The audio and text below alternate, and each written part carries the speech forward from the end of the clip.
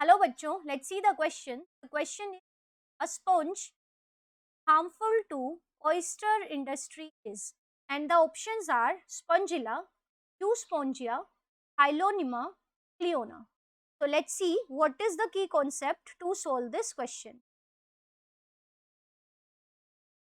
So the key concept to solve this question is that कि हमें different sponges की importance के बारे में पता होना चाहिए कि कौन सी स्पंज को कौन सा पर्टिकुलर कॉमन नेम गिवन है और क्यों गिवन है.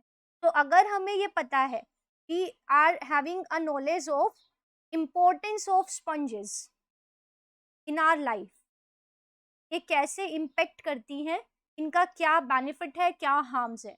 तो इम्पोर्टेंस ऑफ डिफरेंट स्पंजेस अगर हमें पता है तो हम बता पाएंगे कि इनमें से कौन सी स्पॉन्ज ऐसी है जो ऑयस्टर इंडस्ट्री और पर्ल इंडस्ट्री को हार्म करती.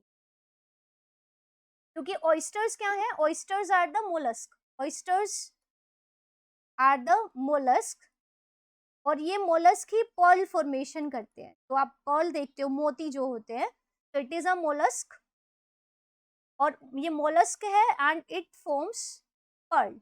जो मोती बनते हैं वो ऑयस्टर्स फॉर्म करते हैं. तो अगर कोई स्पॉन्ज इन ऑयस्टर्स को नुकसान पहुंचा रही है, इसका मतलब वो पर्ल इंडस्ट्री को भी नुकसान पहुंचा रही है.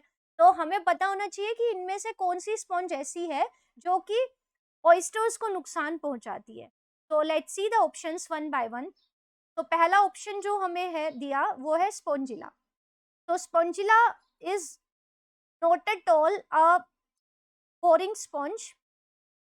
ये एक फ्रेश वाटर स्पंज है. इसके बारे में जो स्पेशल फीचर याद रखना है वो ये कि it is a fresh water sponge. क्योंकि ज्यादातर जो स्पंजेस हैं they are marine, but this sponge lives in fresh water, so इसको हम कहते हैं फ्रेश वाटर स्पंज. और ये ऑयस्टर्स को डैमेज नहीं करती. तो ये हमारा राइट आंसर नहीं है. जो सेकंड ऑप्शन हमें गिवन है दैट इज द यूस्पोंजिया. तो यूस्पोंजिया को हम कहते हैं द बाथ स्पॉन्ज. तो हम बाथ स्पॉन्ज के नाम से जानते हैं क्योंकि इसका जो ड्राइड स्केलेटन है उसको बेदिंग पर्पस में, नहाने में यूज किया जाता है. इट इज अ स्पंज जिसके स्केलेटन को बेदिंग पर्पस और क्लीनिंग पर्पस के लिए यूज किया जाता है. But it does not cause any harm to the pearl industry, so it is discarded. Third जो ऑप्शन है दैट इज हाइलोनिमा.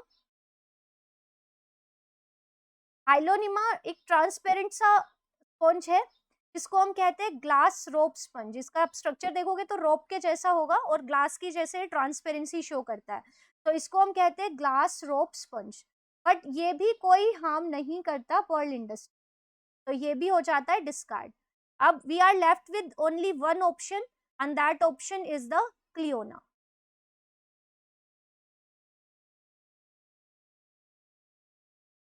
CLION. अब क्लियोना को हम कहते हैं बोरिंग स्पॉन्ज. बोरिंग स्पॉन्ज इसलिए कहा क्योंकि ये बोर कर देती है. बोर मतलब ये होल्स क्रिएट कर देती. इट कॉजेज, इसका जो लार्वा है, the larva of this sponge attaches with the shell और अटैचेस विद द ऑयस्टर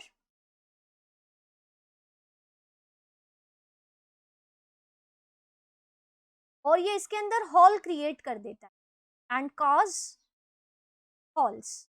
तो ये क्योंकि होल्स कॉज कर देता है तो इसकी वजह से ऑयस्टर्स डैमेज हो जाते हैं और हमारी पर्ल इंडस्ट्री को नुकसान होता है. तो बिकॉज क्लियोना का लार्वा अटैच हो जाता है ऑयस्टर की शेल से और ये उसमें होल कर देता है, तो इसकी वजह से पर्ल इंडस्ट्री और ऑयस्टर इंडस्ट्री को हार्म होता है. तो फ्रॉम दिस डिस्कशन ये क्लियर है कि जो राइट आंसर है इस गिवन क्वेश्चन का that is none other than the option number 4 cliona, which is also known as the boring sponge. So the right answer is option 4. I hope you understood it well. Best of luck. Thank you.